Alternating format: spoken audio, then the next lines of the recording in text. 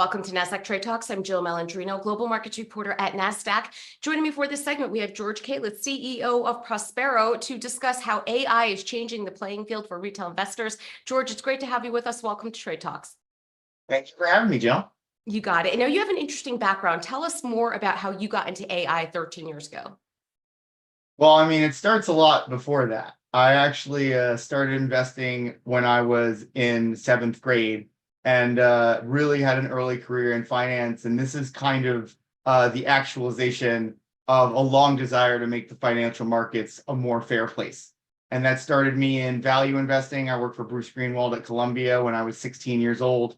Started in value investing, learned a lot about that. And I actually turned to AI when I was, as a value investor, too frequently finding out that I didn't have all the information. And I started looking towards AI to give me answers on what I would call the underlying market equations. And a lot of them, I think, are found within the options market. So it was a very natural transition first into AI to find those underlying equations. And then back to my original goal of thinking that a major part of why I started early was to make the financial markets more fair. And I thought that the extension of that was then taking the technology that I used to discover those underlying markets, underlying equations, and then make it as easy for retail investors to understand as possible. And that's where we are today. So how is AI changing the playing field for retail investors? Well, I think the important thing that I always like to start out, and I spoke at Finimize last week and said a similar thing, so sorry to the repeat viewers. But I think the first thing that retail investors have to understand is that AI isn't magic. And that the example that I always use, and it's a little shocking to people sometimes, which is that, nobody complains when they're in coach and people are flying first class or private jets. So when people say the markets are manipulated, when they say, it's controlled and they have no chance, I say that that's a lot of retail investors having an unrealistic view of fairness, because those trades are just being transported in different ways for institutions than you get as an everyday person. So in order for AI to change the landscape for retail investors, they have to understand what they can and can't do. And I think, that's a big part of how Prospero helps you. But the example that I use is retail investors need to understand that they're playing in the market with giants and robots and giant robots. And if you don't want to get stepped on, you have to use tools like Prospero, which are great tools to analyze and visualize quickly. Our metrics update every 3 minutes. See what institutions are doing.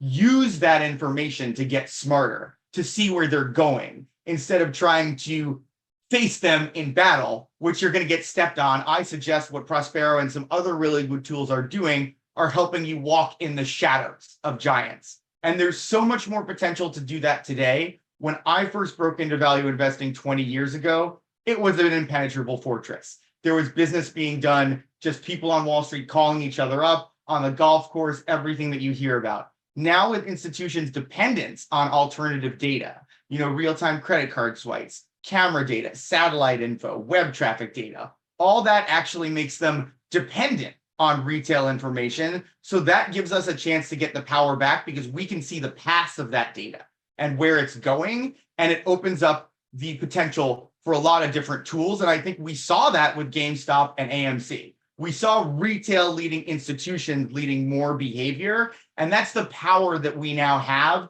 through the fact that we control alternative data. And that's really a lot what Prospero is trying to do, teaming up with retail investors to use that data together to get better results for all of us. So with all the new AI tech that's out there today, how does someone who doesn't have a technical background or something similar to yours determine what tools will actually be effective? I think that's a great question. And I think it's really, really important for to be realistic and to reiterate what I'm saying. If you see a company claiming to be able to win a nonlinear equation competition with Bridgewater and Renaissance Technologies or whatever, at best, they're uninformed. At worst, they're grifters. Because this is the example that I really like to use, which is that, Bridgewater, Renaissance, they could lose $100 million in a day and not bat an eye. a lot of these startups haven't even reached $100 million in funding.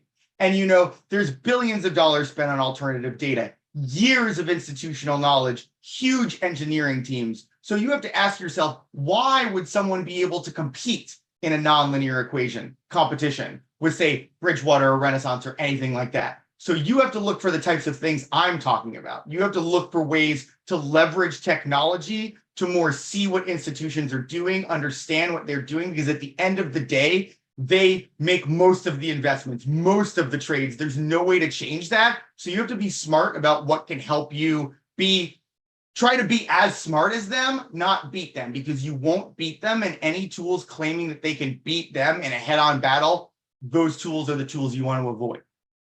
How have you been able to leverage data from NASDAQ within the AI-driven platform?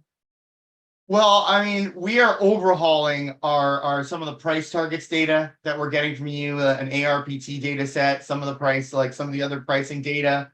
I actually really want to, I actually am very excited about using some of the level 2 data later, but we are integrating more and more of NASDAQ's data to make our intelligence smarter, faster. The new equity data that we're getting, we're about to get some new price data in our app, some new analytics around that, because we haven't even had price in our app, but it's coming because of our partnership with NASDAQ now. So not only am I really excited about what's being done in the present, I also am excited about the future with NASDAQ. We spoke about the retail investor. How is AI changing investment advisory?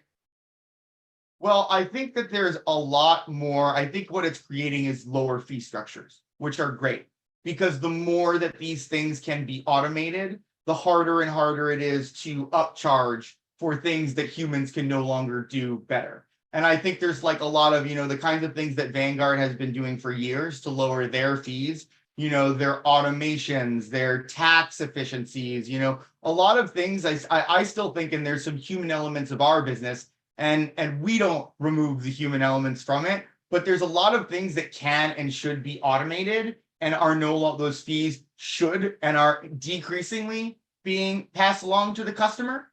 And I think that is a really important thing. And I think anytime you're looking at fees that are closer to 1%, in advisory, or, I'd say anything, over 0.25%, are starting to send out alarm bells for me this year. Unless you're talking about like a hedge fund, something very actively managed that you trust, that's a whole different category. But if we're talking about RIA, automated advisory, things like that, that's a great thing that's happening, making it cheaper and cheaper for the customer. And it should, because these things are becoming more and more automated.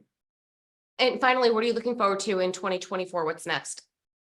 Oh, I mean, there's so many things I'm looking forward to in terms of, it looks like the market's turning around a bit, although I really hope we have tackled the inflation monster fully. Prospero's got some really exciting stuff.